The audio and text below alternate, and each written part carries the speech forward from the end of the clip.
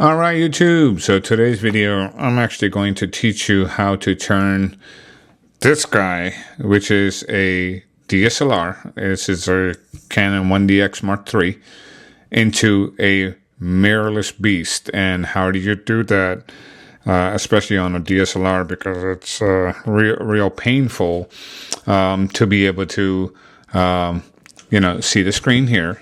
As you can see, it's fixed, so you can't literally see through it. But when you're in the mirrorless mode in live view, I call it mirrorless mode, a lot of people do, but it's actually live view. It's kind of hard because you have to hold it out here. How do you bring it closer to you instead of looking through the viewfinder when during video, that viewfinder is not active because it's an optical viewfinder and the mirror is actually pulled all the way up. So there's a couple of things you need to make this happen and make this into a reality. I'm going to slide up here a little bit. First thing you actually need is one of these. It's a Zacuto Z-Finder. This is one of the better ones. If you use something else, that's fine too, but the idea is the same, right? The Zacuto Z-Finder it's a professional tool. It's not cheap, probably about $300-400, maybe $500, depending on the one you get. This, the Z-Finder, is the Pro model, and I think it was like $400 something back in the day. And it's probably about the same now. And this is a tool that's used for filmmaking quite a bit. Being able to put this literally right back here, which I had on my 1DC that you saw, and be able to use the screen live view as a way to almost turn it into like a mirrorless camera. So the other thing you actually need is this guy, which is the actual adhesive frame. So once you have this frame, I'm going to show this to you in theory. This is the actual frame that actually will fit around the monitor like this. So once I turn this on, if I were to do that, what you will see, I'll turn this on, so it will go like that around it. And then what will happen is with this frame, this guy will literally just snap into position like that, right onto it, and stay on there. Now you can actually see through here. So that's the concept. Now these are extender frames that actually it comes with. So you can do one, and I got extra extender frames, so you can actually keep on adding them depending on your eyesight. I'm a little bit older, so I probably need more. So I ordered more, and it's here, and I can adjust it to however much spacing I need, and I should be good to go. The beauty of this is I have it on my 1DC, and now I can put it onto this, and then I can literally just swap the view, this Zacuto Finder, and put it on any camera that I really like. It's kind of neat. So how do you want to do this? First of all, you just want to make sure that you clean the surface first. It's kind of important, because if you don't clean it right, it's going to be a problem for you trying to stick it on there. I usually use like a lens wipe like this made by Zeiss. So much for that, just ripped it. But what you really want to do is you want to get to the edge of it and just clean the outside of it where this adhesive is going to actually go. It is not going to damage your camera. If you're going to use something like this, you need to be very careful that you don't leave it on there too long, because you will start to damage the paint and the finish on the body itself. So if you're going to do it, put it on, get rid of it fairly quickly. So now once this is done, I think that the prep part is pretty good already. So this actually comes with a 3M material from Zacuto. I ordered these things from B&H, by the way. I'll leave links if you're interested in doing this to yours. And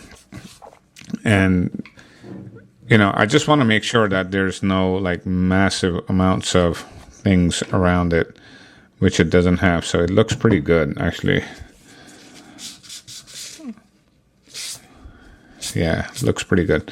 All right, so I'm going to turn this on because I want to be able to see the actual menu on the screen, because I want to make sure that this frame is not blocking any of the writing and things like that as you put it on. So this is really important that you get this lined up correctly.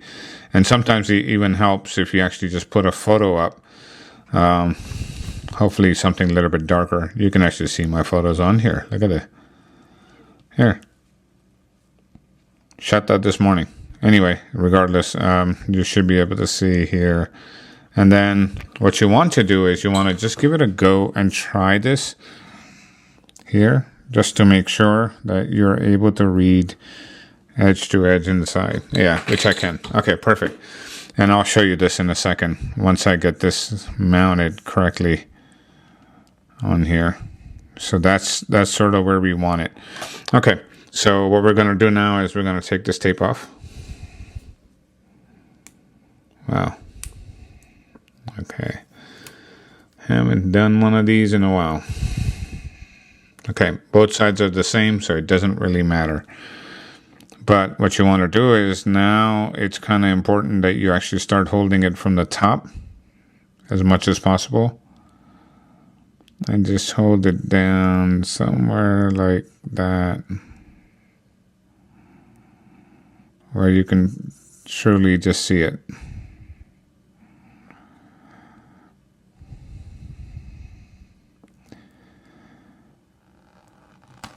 Oh, I moved it.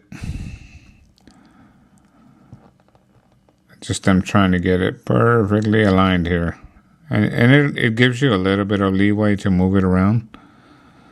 But that looks pretty good to me. And now I'm going to push down onto it. So once you do that, you can push down on it, it's no problem. The only thing is you won't be able to see the lettering of Canon anymore on there. And that looks almost perfectly straight. Not bad. Not bad for being old and still being able to do this. So now what this allows me to do is mount it. Look at that. And you can see that inside. Kind of cool. And I'm going to check this out. So it does have corrections on this guy. So what you're going to see is this little knob here, or this little wheel. You can see how this is going up and down. It actually moves it, as you saw that. So it's the diopter correction. And if you're good with that, no problem, you can do that. Or you could open up one of these, which are additional extender frames. And what these are is literally these guys, the one that it came with, and then you can start to stack them like this. And once you stack them, the beauty of it is you can mount it like this on here. If I can get it on. Come on. I'm trying to get it on. Hang on.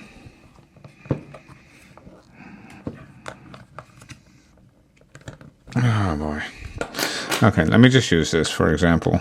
I'll do this one later. There you go. So it's on. And now you can remount this guy on there like that.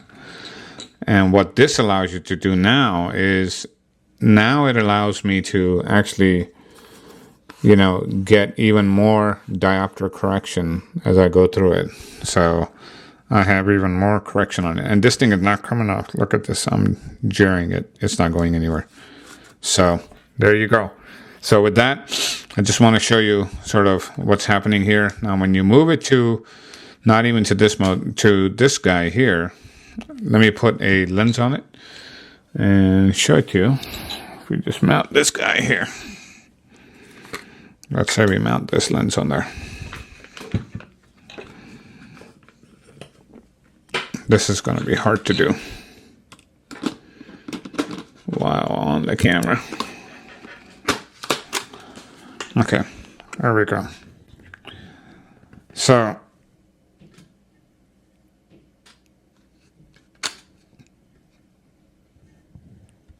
not sure if you can see this inside, so I'm going to try to move it like this.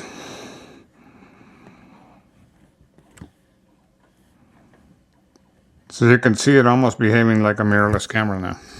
There you go. That's it. Thank you for watching.